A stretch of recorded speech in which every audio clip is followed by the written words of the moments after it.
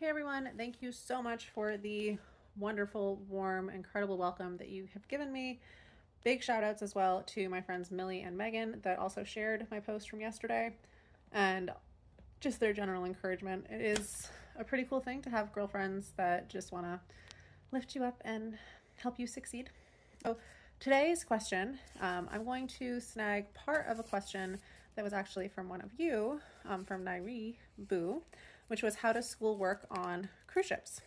My daughter is not yet school age, so we haven't actually had to come up with the answer to this for us, but the ships themselves do not offer any schooling. Many ships will have kids clubs, and for the most part, as long as it's not insanely busy, um, the crew kids, that's kind of what they're called, crew kids, are allowed to go use the kids club. So they can go participate in the activities and make friends. Now, a lot of these friends will only be on board for a week at a time, which is a little challenging. It's a little challenging to have these super transient friendships, but they are able to participate in that. Now, that's obviously not the same as a full classroom setting, but there's still different activities with arts and crafts and sports games and painting and language games and those kind of things that are happening. So I don't want to discredit its value in terms of development entirely, but it's not the same as being in a regular classroom. So how the school part works is really up to the families to figure out what works best for them. Now, for the most part, I don't have any statistics on this, but the larger percentage of crew members that have families, that have kids in their families, the kids stay home. So they don't actually sail much. Maybe they sail a little bit in the summer. Maybe they sail for the holidays if the parent that works on board is working, but they're just in traditional school. You know, they're just in traditional school in whatever country, wherever they're from. Now, that doesn't have to be the case. And I'm not going to say that it's the easiest option because either part of that has challenges for assuming there's two parents in the household for both parties. For the person that's away from their kids, that is hard in a different way. For the person that's home solo parenting, that's hard in a different way as well. So there's challenges that exist to that. There's a lot of stability that comes from them having the same routine every day, getting up, going to school, the friendships that they build. One of my best friends in life, I went to school with from kindergarten on, and that I definitely put value on the fact that you could have those kind of friendships that exist if you are in the traditional school route. Now, the other ways that there are to do it really involve some element of homeschooling.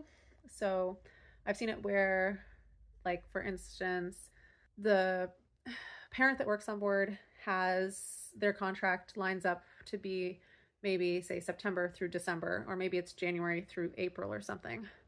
And so those are kind of big chunks that match up a little bit with the school year, kind of fall semester or spring semester. And so I've seen families that will make the decision to homeschool for one half of the school year.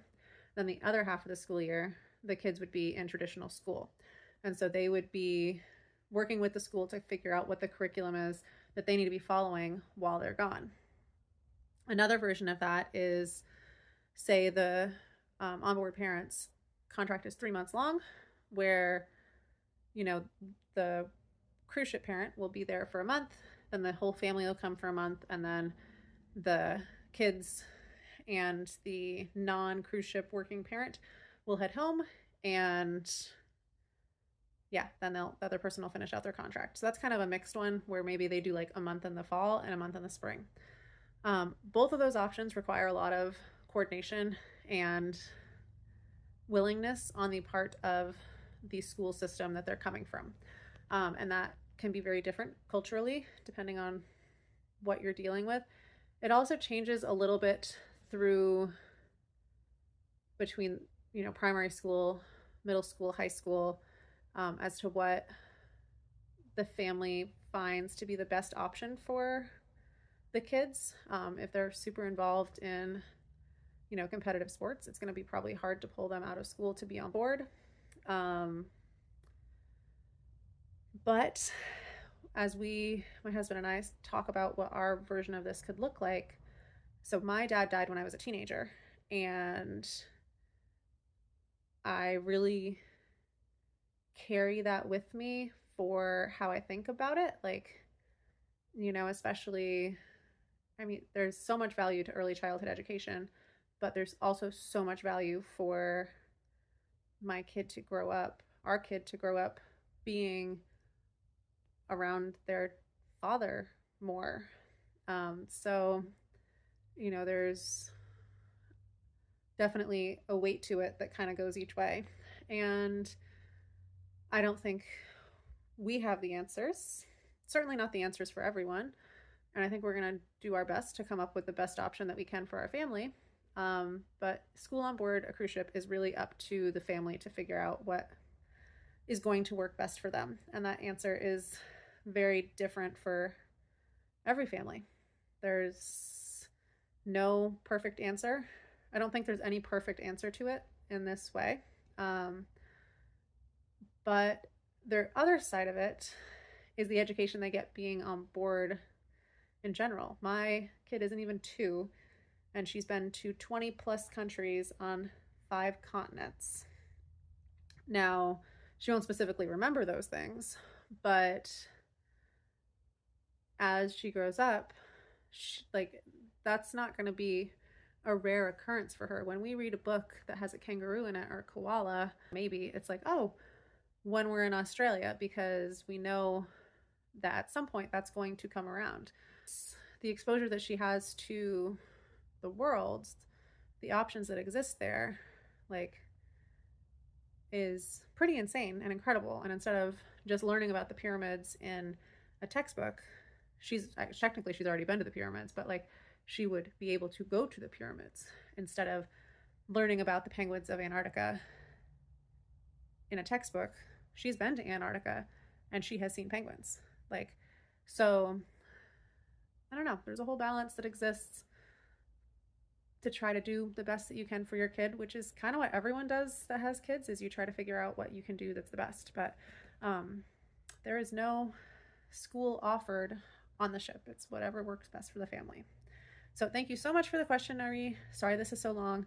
And I will work to keep answering questions every day. So have a wonderful night. And I will talk to you soon. Bye.